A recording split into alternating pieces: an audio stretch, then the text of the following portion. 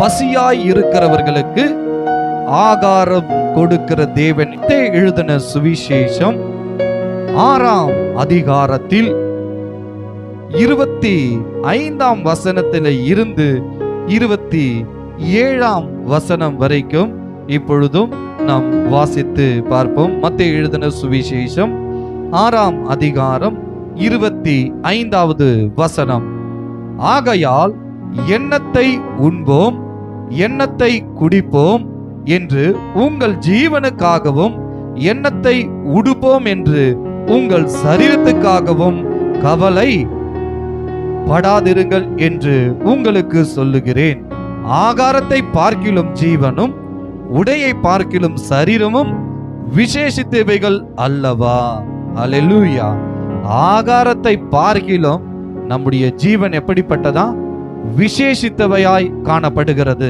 அடுத்த வசனத்தில் நாம் பார்ப்போமானால், ஆகாயத்து பட்சிகளை கவனித்து பாருங்கள், அவைகள் விதைக்கிறதும் இல்லை, அறுக்கிறதும் இல்லை, களஞ்சியங்களில் சேர்த்து வைக்கிறதும் இல்லை, அவைகளையும் உங்கள் பரமபிதா பிழைப்பூட்டுகிறார்.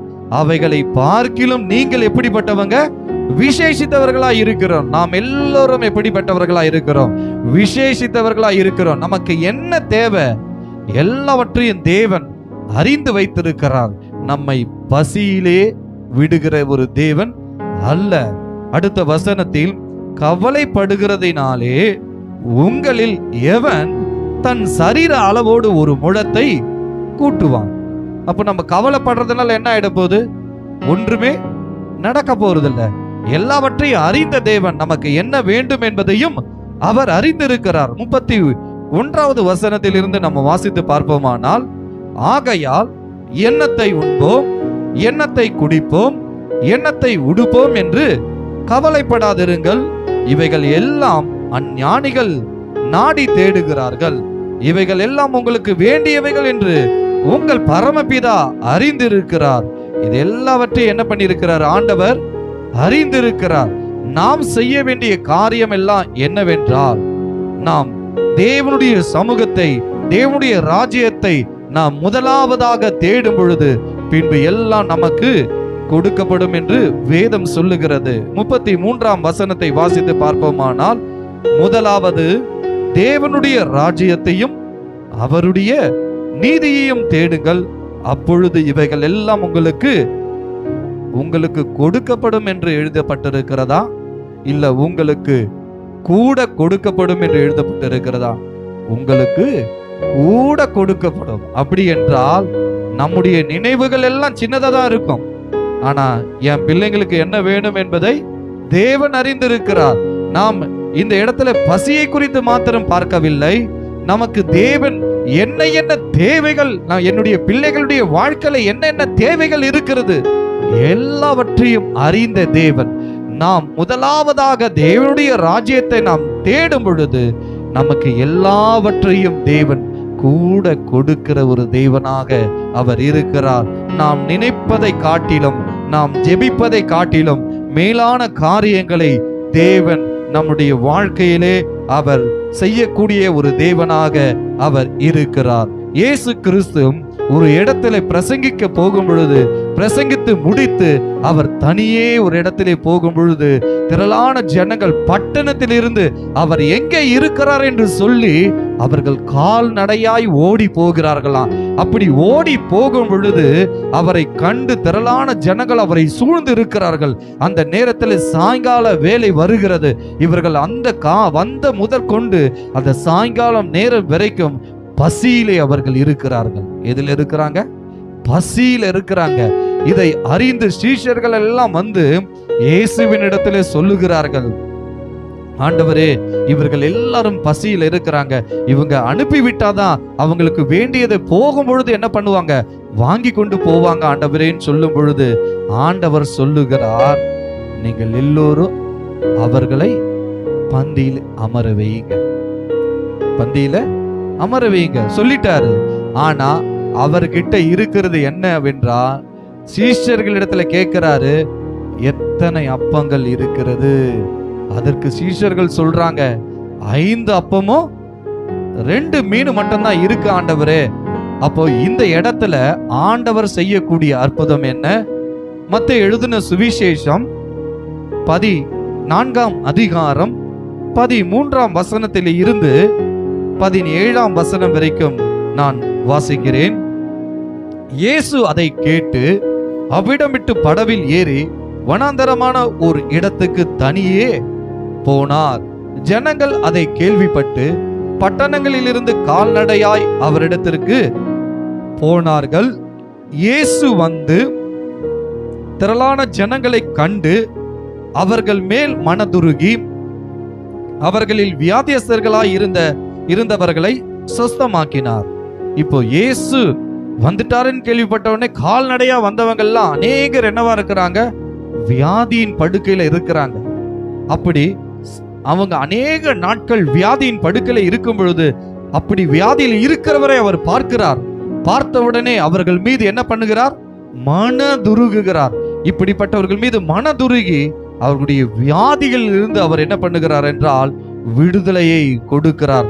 விடுதலையை கொடுத்தது மாத்திரமல்லாமல் 15வது வசனம் என்ன சொல்லுகிறது என்றால், சாயங்காலமான போது அவருடைய சீஷர்கள் அவரிடத்தில் வந்து, இது வனாந்தரமான இடம், இது வனாந்தரமான இடம், நேரமும் ஆயிற்று, ஜனங்கள் கிராமங்களுக்கு போய் தங்களுக்கு போஜன பதார்த்தங்களை கொள்ளும்படி அவர்களை அனுப்பிவிட வேண்டும் என்றார்கள். இயேசுவிடத்துல போய் சொல்றாங்க சீஷர்கள், அவங்களை அனுப்பிடணும்பா அப்படின்னுட்டு. இப்போ இயேசு அவர்களை பார்த்து சொல்லுகிறார் 16ஆம் வசனத்திலே, இயேசு அவர்களை நோக்கி, அவர்கள் போக வேண்டுவது இல்லை, நீங்களே அவர்களுக்கு போஜனம் கொடுங்கள் என்றார். இப்ப சீஷர்களுக்கு தான் தெரியும் கையில எவ்வளோ அப்பம் இருக்கு, எவ்வளவு மீன் இருக்குன்னு அவங்களுக்கு மட்டும்தான் தெரியும். இவரு பாட்டுன்னு நம்ம பாஷையில சொல்ல போனா பொசுக்குன்னு சொல்லிட்டாரு. இத்தனை ஜனங்க இருக்கிறாங்களே, இவங்களுக்கு எப்படி ஆகாரம் கொடுக்கிறது, இவங்களுக்கு என்ன செய்யணும்னு தெரியலையே. இப்ப கேட்கிறாரு 17ஆம் வசனத்துல, அதற்கு அவர்கள், இங்கே எங்களிடத்தில் 5 அப்பமும் 2 மீன்களுமே அல்லாமல் வேறு ஒன்றும் இல்லை என்றார்கள். நடந்தது என்ன? 18வது வசனத்திலிருந்து வாசிக்கிறேன். அவைகளை என்னிடத்தில் கொண்டு வாருங்கள் என்றார். நம்மளா இருந்தா என்ன யோசிப்போம்? இவர் இந்த 5 அப்பத்தையும் 2 மீனையும் வச்சு என்ன பண்ண போறார்? 5000 ஜனங்களுக்கு மேல இருக்கிறாங்க. புருஷர்களே 5000க்கு மேல இருக்கிறாங்க.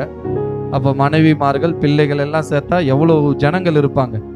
இவ்வளவு கூட்டத்துக்கும் இந்த 5 அப்பத்தையும் 2 மீனையும் வச்சு என்ன செய்ய போறார்? அவரால் கூடாத காரியம் ஒன்றுமே இல்லை. தேவனாலே எல்லாம் கூடும். நம்முடைய இருதயத்துல, நம்முடைய குடும்பத்துல ஒண்ணுமே இல்லைன்னு நம்ம நினைப்போம். ஆனா தேவன் ஆசீர்வதித்து விட்டால் நம்முடைய வாழ்க்கையிலே குறைவே இல்லை. ஹல்லேலூயா. 19வது வசனம், அப்பொழுது அவர் ஜனங்களை புல்லின் மேல் பந்தி இருக்க கட்டளையிட்டு அந்த 5 அப்பங்களையும் அந்த 2 மீன்களையும் எடுத்து வானத்தை அண்ணாந்து பார்த்து ஆசீர்வதித்து அப்பங்களை பிட்டு சீஷர்களிடத்தில் கொடுத்தார். சீஷர்கள் ஜனங்களுக்கு கொடுத்தார்கள். இவங்க கொடுக்க கொடுக்க கொடுக்க கொடுக்க என்னவாயிட்டு இருக்கான்? வந்துட்டே இருக்கு. அப்போ இதுல எத்தனை பேர் சாப்பிட்டு இருப்பாங்க? 20வது வசனத்துல, எல்லாரும் சாப்பிட்டு திருப்தி அடைந்தார்கள். மீதியான துணிக்கைகளை 12 கூடை நிறைய எடுத்தார்கள். தேவன் நம்முடைய வாழ்க்கையில ஆசீர்வதித்து விட்டால், நாம் முதலாவதாக தேவனுடைய ராஜ்யத்தை நாம் தேடும் பொழுது நமக்கு வேண்டியதை அல்ல அல்ல குறையாமல் நமக்கு கொடுத்து கொண்டே இருப்பார். இந்த இடத்துல மொத்தம் எத்தனை பேர் சாப்பிட்டு இருக்காங்க?